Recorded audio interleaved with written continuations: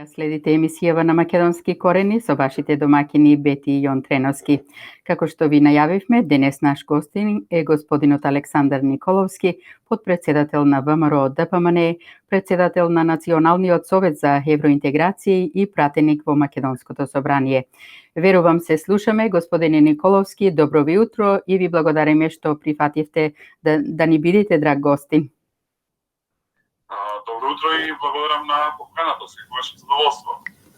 Добро утро и од мене, господине Николовски, добро ни дојдовте на Македонски корени. Се надеваме дека после денешниот разговор одредени работи за кои ќе дискутираме ќе станат многу појасни. Како и секогаш до сега, со задоволство.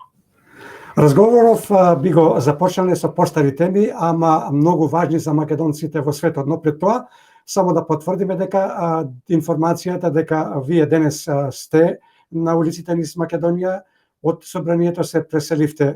За што станува збор?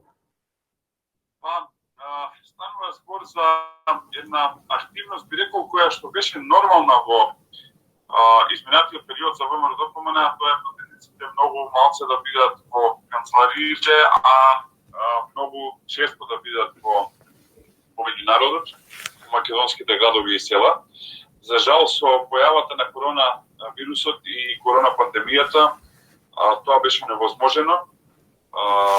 Многу луѓе беа заболени и за жал се уште е таа ситуација, но полека се олабавуваат мерките и решивме во првата прилика која што имаме да излеземе меѓу народот, таа што точно пратениците на ВМРО ДПМН денеска ја почнуваат таа акција пратениците по меѓународот, еве најавам може би прв пат во јавност за вашето радио дека утре во прилеп на могилата на неповедените ќе имаме еден голем собир кој што е по повод 9 мај, денот на Европа, денот на победата над фашизмот, затоа што сакаме да поодбележиме овој празник, од причина што македонскиот народ во Втората светска војна беше на вистинската страна, на антифашистичката страна, од самиот почеток и не направи грешка во својот избор, односно од самиот почеток беше на вистинската страна и сакаме да го одбележиме тоа.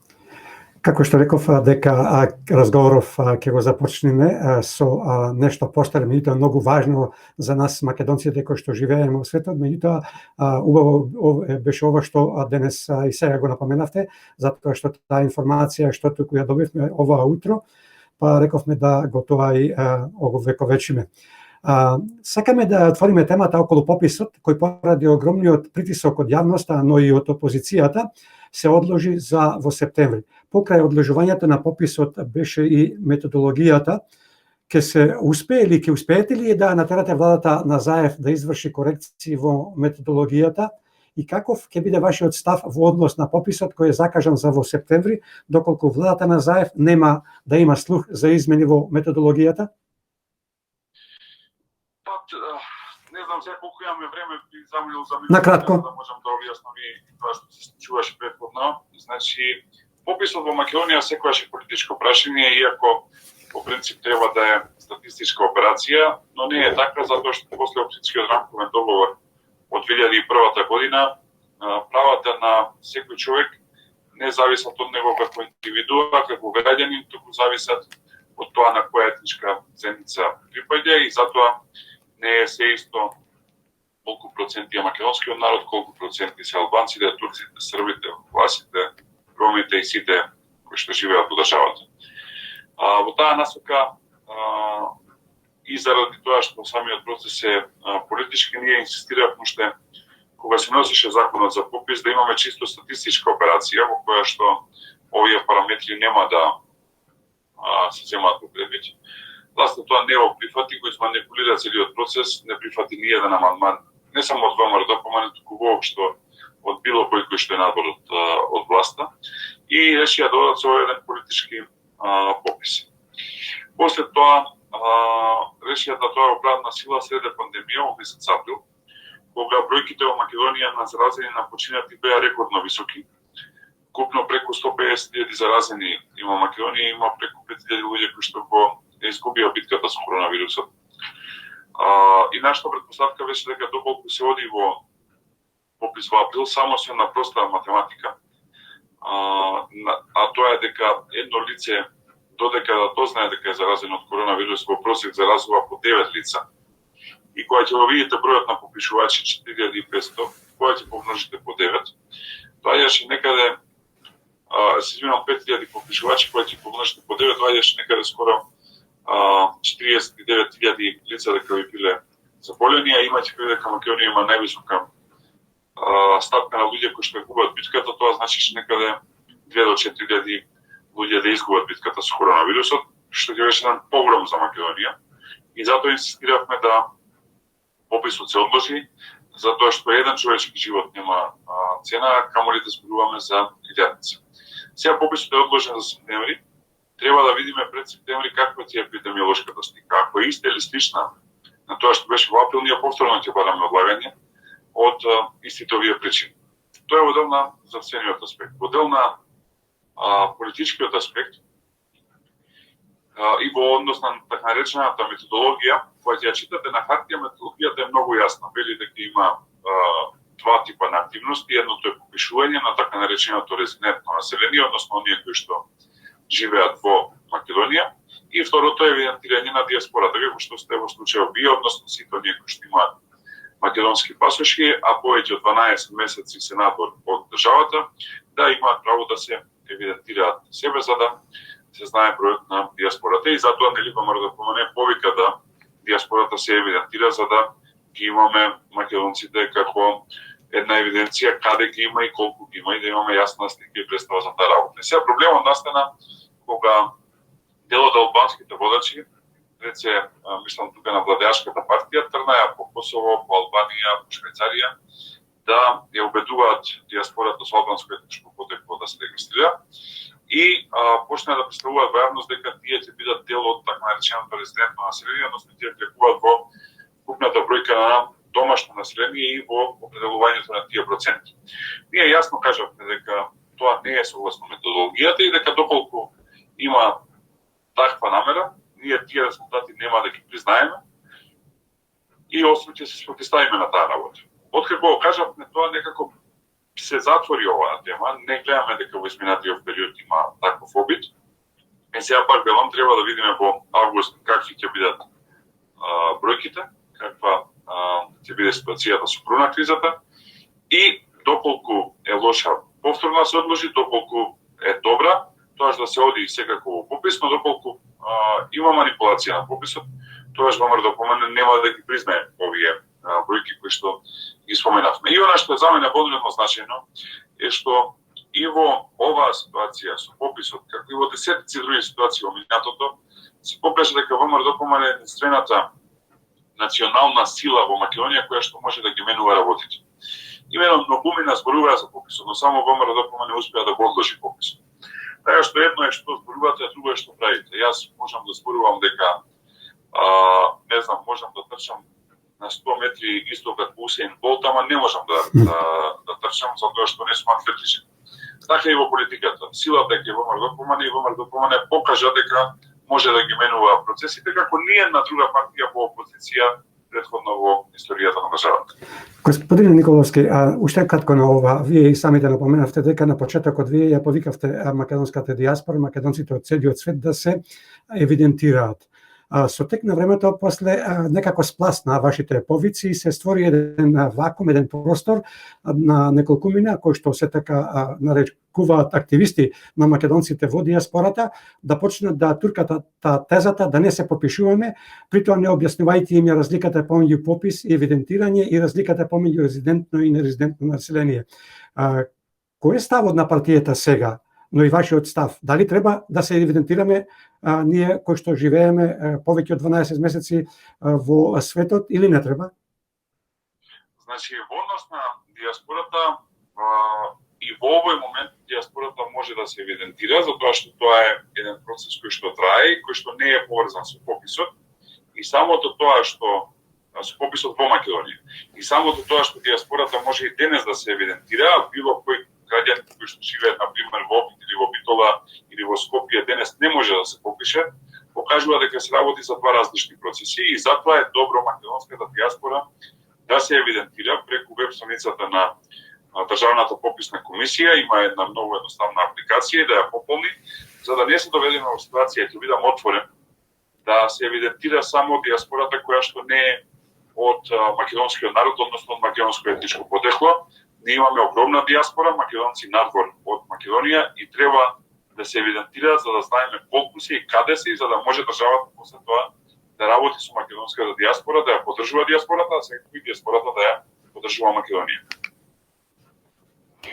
Господине Николовски, пред 2 недели се одржа мировниот протест под слоганот Демократија во Македонија, слобода за уставобранителите во организација на македонците од светот. Ваше видување за овој настан, господине Николовски? Прво сакам да се заблагодарам на македонската диаспора што го инициираше овој протест. Навистина беше собрана една добра енергија. Многу луѓе излегоа, имајќи предвид дека сепак корона кризата во Македонија се уште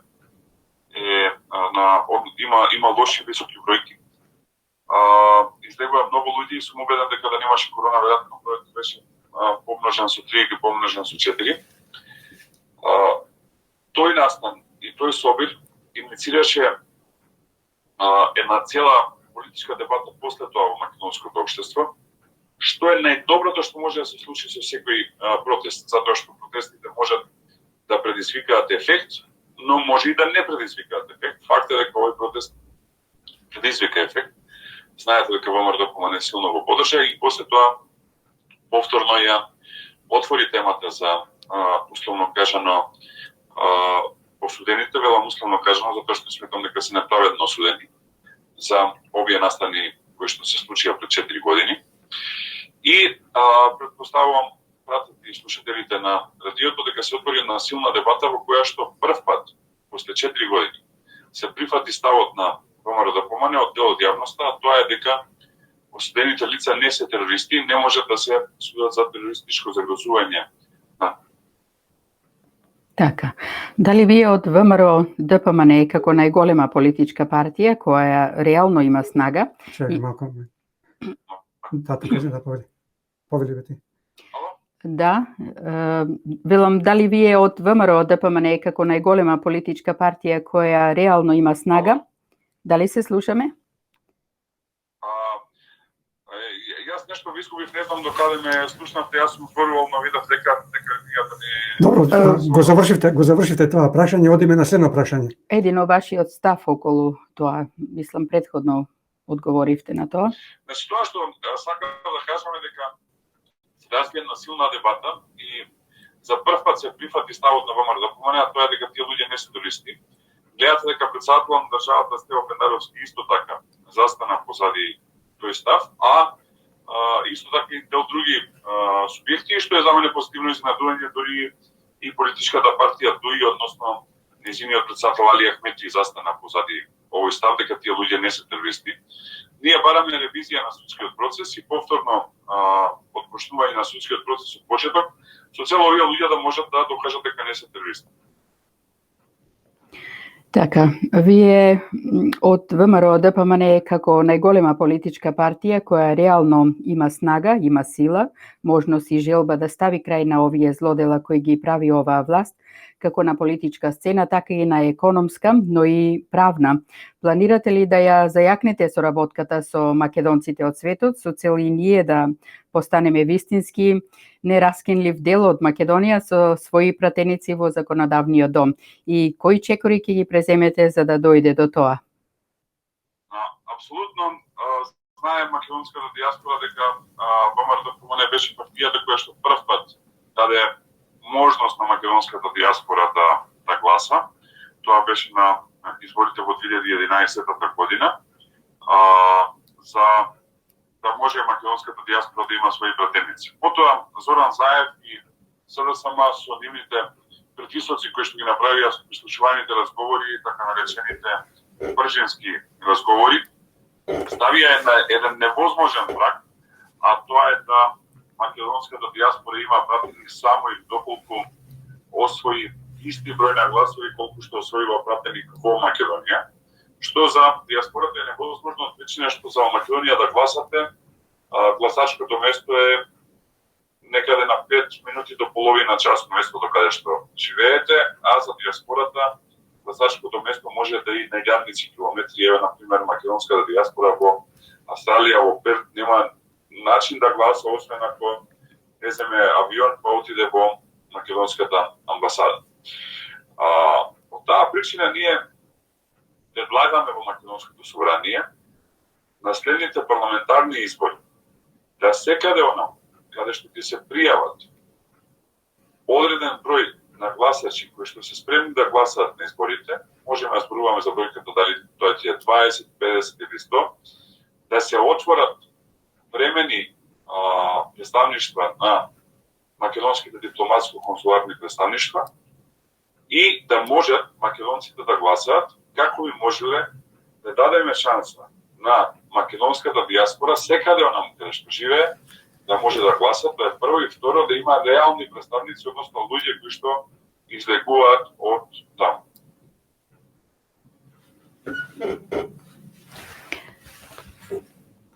Добро. Пети прашање. Се образувате ли вие од ВМРО ДПМН да посветите поголемо внимание околу гласањето на диаспората по електронски пат, како и изнаоѓање на полесен начин при издавањето на лични документи, државјанства, пасош и така натаму? Во однос на гласање по електронски пат, тоа е нешто што ние го предложивме и пред овие избори. За жал сега само не го прифати. Треба да има предвид се диаспората дека ние во моментов сме опозиција и дека можеме да направиме многу работи, но не можеме да направиме се.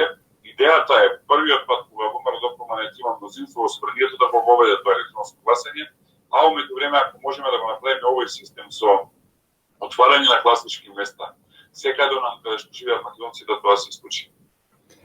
Господине, јас пети прашање. Пред некој ден, ми се чини дека тоа беше посредбата на вице-премиерот Никола Димитров со австриската министерка за Европа и Устав Каролайн, односно Каролине Енштед Дадлер, даде една информација дека Австрија се нуди да помогне во спорот со Бугарија.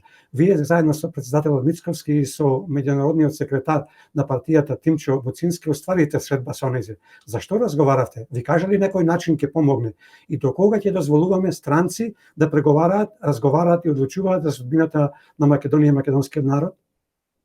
Не, тоа е апсолутно неприфатливо. Значи, јас и вчера имав едно интервју за телевизијата Канал 5, кажав дека нема што ние да разговараме со Бугарија, кога ние мислам на Македонија како држава, по однос на македонскиот јазик, македонската историја, македонската самобитност, како и македонската национална борба за ослободување, пред работите јасни и нема што тука воопшто ние да разговараме. Така што јас не немам простор за разговори, доколку тие разговори треба да завршат со национално понижување на македонскиот народ. Доволно национални понижувања му донесе Зоран Заев на македонскиот народ и тука треба да се стави крај од една страна, од друга страна сето на што го лажеше македонскиот народ дека наводно рајот, портите на рајот само што не се отвориле, односно само да направи договори со Грција и со Бугарија и ќе станеме членка на Европската унија, гледаме дека не се остварува. За жал Македонија во моментот е најсиромашна држава на Балканот во Европа и е држава со најмногу корупција на Балканот во Европа. Македонија во моментот е на 111-то место по перцепција за корупција според Transparency International, што е најниско место било кога кое го имала Македонија и е најниско место во цела Европа. Министрите за надворешни работи на Велика Британија, САД, Канада, Франција, Германија, Италија и Јапонија, кои се членки на групата G7, го продолжуваат официјалното отворање на преговорите за членство во Европската Унија со Македонија и Албанија и ја повика Европската Унија да го испорача ветеното одржување на првата меѓународна конференција. Од друга страна пак од Брисел дуваат други ветришта. Еврокомесарот за проширување и соседска политика Оливер Вархеј изјави дека е можно Албанија да ги почне преговорите пред Македонија, доколку продолжи бугарското вето и не се најде заедничко прифатливо решение. До кога со вакви двојни стандарди? Ќе влезе ли Албанија во Европската Унија пред Македонија или ова е само еден пробен балон и притисок за да попуштиме под стегите на Бугарија? Ако се сеќавате, јас бев првиот кој што во 2018 година кажа дека Зоран Заев има договор со Еди Рама, односно дека тој договор е реализиран на една тајна средба помеѓу тогашниот министер за външни работи на Албанија Шати и Бујар Османи, тогаш како вице-премиер од Македонија. А договорот беше тогаш да Македонија забави со реформите со цела Албанија да влезе во иста група со Македонија. Тогаш никој не веруваше во таа работа и велеа дека е научна фантастика, за жал се реализираше и Македонија забави во напредокот кон Европската унија затоа што влезе во иста група со Албанија. Корупцијата, криминалот и националните предавства на Зоран Заев 3 години подоцна ја носи Македонија во ситуација да моли да биде во група со Албанија, што само покажува какво фијаско се случува на целокупната домашна политика и е причина плюс зошто на изборите во октомври Зоран Заев ќе биде поразен и конечно ќе замине во историјата. Господин Николовски, која е причината Македонија да дојде до ова дереже, бидејќи до пред година-две Македонија бараше да не раздвојат од Албанија на патот за европските интеграции, а сега се оди кон тоа да ги молиме за да не раздвојат. Ке добие ли Македонија со оваа влада датум за почеток на преговорите за членство во Европската унија или не? Не, јас пак ќе се вратам на 2018 година, уште тогаш кажам, 2018 година имаше една еуфорија за Зоран Заев.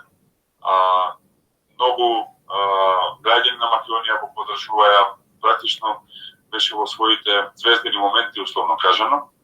И јас уште тогаш кажам дека со Зоран Заев Македонија никогаш нема да добие датум за почеток на преговори, дури и ако го смени името, како што го смени, од проста причина што во Европа не сакаат корумпирани политичари и држави, а Македонија со Зоран Заев стана супер корумпирана држава. Така што се додека е Зоран Заев на власт, Македонија нема да отпочне преговори за членство со Европската унија. Господине Николовски, имате ли некакви сознанија за новиот закон за државјанство и дали би го поддржале ако остане таков каков што го најавија со 3 сведоци да се добие државјанство?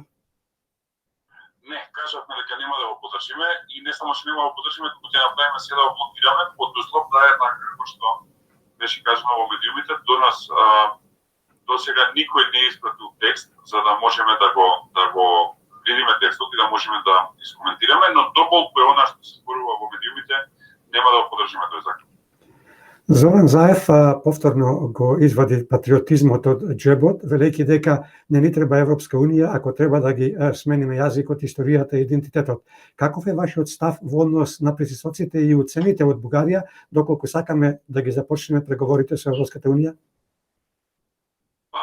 Мислам дека е смешно Зоран Заев да зборува за патриотизам, човекот кој што ги направи големите национални предавства во Македонија, човекот кој што го промени вековното име на Македонија и човекот кој што им потпише на бугарите дека имаме заедничка историја, иако сите знаеме дека немаме.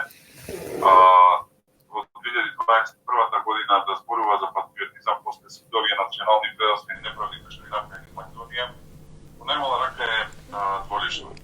Ставот на ВМРО е јасен. Нема преговори и разговори, нема цена која што може да ги компензира македонските национални позиции. Така што за таа работа разговори и преговори нема. Најавувате формирање на повеќе пратенички групи во законодавниот дом. Дали тоа ќе го остварите? Која би била целта на таквиот чекор? Тоа е последната опција која што стои на секоја опозиција, доколку власта нема разбирање за позициите на опозицијата. Во овој момент се уште не сме го активирали како механизам, но доколку опстане оваа политика на игнорирање на опозицијата и на едно деспотско однесување на Талат Џафери, тоаш ќе го активираме ова со цел да ставиме крај на овие манипулации и да ги заштитиме сите оние граѓани кои што не се слагаат со политиките на оваа владеачка гарнитура, а се за ВМРО-ДПМН, така што остануваме на тоа дека ВМРО-ДПМН и луѓето кои што представува ВМРО-ДПМН мора да бидат испоштувани, а најдобар начин да бидат испоштувани е преку гласот на ВМРО-ДПМН во Словенија. Господине Николовски, ви благодариме што одвоивте време и бевте денес дел од македонски корени. Со желба да се чуеме повторно, секое добро до вас, имајте си убав викенд, чувајте се, пријатно до слушање и секако довидување. Благодарам и се надевам со завршувањето на пандемијата и конечно и да се видиме. Так. Дали во Македонија, дали во Австралија. Голем поздрав на целата македонска диаспора, на сите македонци и останете во добро здравје и да ме слушаат што повеќе луѓе. Благодариме. Пријатно. Довидување.